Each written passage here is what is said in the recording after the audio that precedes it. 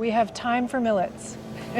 The time for millets is now. Yes, indeed, indeed.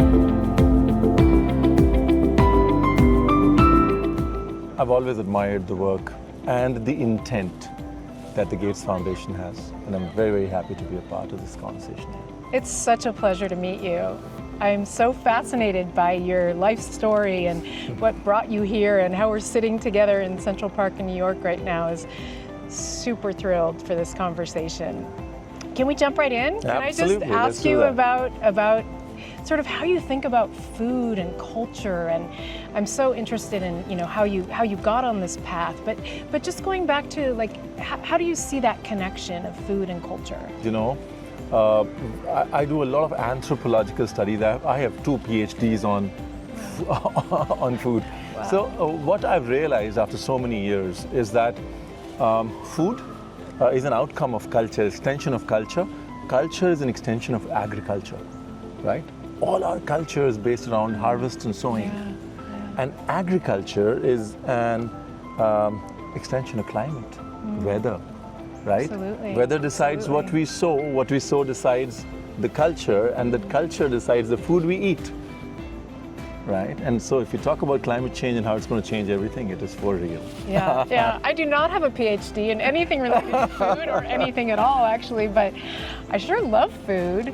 I love thinking about, just the different aspects of community coming together around food. And whenever I travel, and especially in India, the food is such an important part of just the, sort of bringing the community together, and I really love that. Do you have certain foods that are your favorites?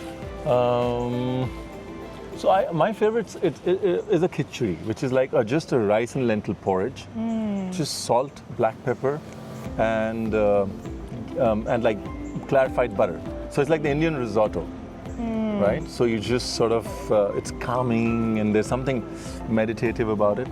So whenever I get overwhelmed, this is the reset button. Yeah, fantastic. What is your favorite? Oh my gosh, I have so many, but while we're on the subject of food in India, I try in the U.S. to find really good Indian restaurants, and we definitely have some. But whenever I travel, I am so excited to eat the food. I love dal. I love all the vegetables. Everything is just so flavorful and vibrant. Absolutely. Really delicious. All the spices. I don't think we can necessarily get all the spices in the same way in the U.S. So it's always exciting. I always say if you're an Indian chef, then you're innately an expert in vegetarian cooking, because there's just so many vegetarian dishes in the repertoire of vegetarian food, which is, I think it's a blessing. It is truly a blessing. So let's talk about some of the things that you've been cooking. I know you've been really focused on nutrition and the importance of nutrition, particularly for children. We were talking a little bit about, the role that you've played in children's lunches and helping with that, the sort of midday meal. But I'm curious how you've also incorporated some of the grains, like the millets, into the recipes and really tried to make that accessible, because I think for some populations, some of the more ancient grains have kind of not fallen out of favor, but not been as front and center, because people have this impression that maybe they're harder to cook or they're not as comfortable. So how do you bring that back? No, I think so. The good thing is that the policy in India is really supporting millets. The Honorable Prime Minister calls them Shri Ann, which is God's food. And that sort of aligns a lot of things together. Personally, as a chef, I believe millets are the food of the future, because one, they are temperature resistant. They grow at higher temperatures. Two, they don't impact water levels as much, right? So they're not water intensive crops like wheat and rice. So at a time when we're lowering water tables, hotter climates, more arid climates, millet is an arid / semi-arid crop. So honestly, I believe millet is the grain of the future. More importantly, it is more nourishing than most grains we know, right? So it's like a jackpot. What do you think is the biggest misconception about millet? The biggest misconception, Susan, is that they take a long time to cook, right? I think there are methods of pre-soaking, there are methods of germinating, there are methods of using germinated millet flour that's easily available. There are millets that just soak and cook in 5 minutes. Oh, wow. Barnyard I didn't know millet that. and other, yeah. So I think that the most common misconception is in today's fast-paced world, millets are too long and slow. Historically, you know, when we look at evolution, anthropological understanding of the human psyche and its connection to food, which has evolved over a period of time. What do you think has remained the same, and what do you think has changed in the human relationship to food? Oh, what a great question.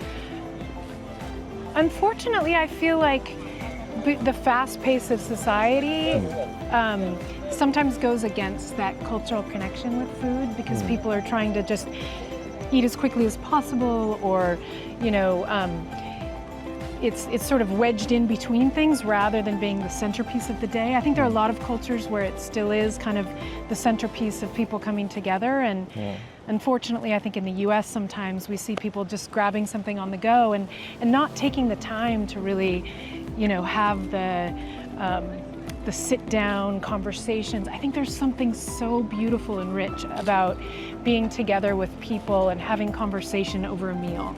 And so I've really tried to hang on to that with my own family and friends, and but it has to be intentional, particularly in the US. It's not going to just happen with our do you find that in India people are still taking the time for those special moments? Yeah, I think sometimes, but it's changing. Like you said, it's not, you know, it's not the center as much as it was. You know what comes to mind is I was with His Holiness on a conversation about mindful eating. You know what he said was, in India, you know, for the longest people had 9 meals a day, and that is why India was the center of spirituality, and people are more aware and more mindful. I was like, what do you mean 9 meals a day? He's like, you'd wake up and you'd think, what am I going to eat today? And you devour the whole first meal in your hand. Oh my God. He's like, it's literally eating, right? And then you have the actual meal. And then you talk to people who are, listen, you know, I had this breakfast. This is, you know, he's like, so every meal you'd have it thrice. Yeah. So you technically eat meal 9 times a day. And when you connect with food 9 times a day, mindfully, you become a better human being, a better society. And I just thought it was just a beautiful way of expressing it. That is. I love that. I really love that. All right, time for the rapid fire. Let's do it. I'll ask you first. Okay. A food that's great for immunity. An orange. Yeah. Food for instant energy. Nuts? Maybe. Yeah. Food that's rich in potassium and magnesium. Oh gosh, potassium and magnesium. Banana. Banana. I knew that. Okay. Food that's both comfort and nourishing. A big pot of vegetable soup. Yes.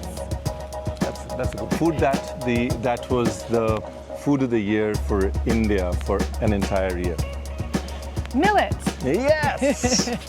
Okay, I'll ask you some questions. What is the thing you love to eat first thing in the morning? First thing in the morning, I want to grab a banana, get my energy and get my day started. And maybe a granola bar to go with it. What's a food that people would be surprised to know is very healthy? Sweet potatoes. Yeah, I think we just sort of underestimate these tubers and yams and these underground vegetables. What's your favorite sweet? Dark chocolate. Oh, mine too! Yeah? No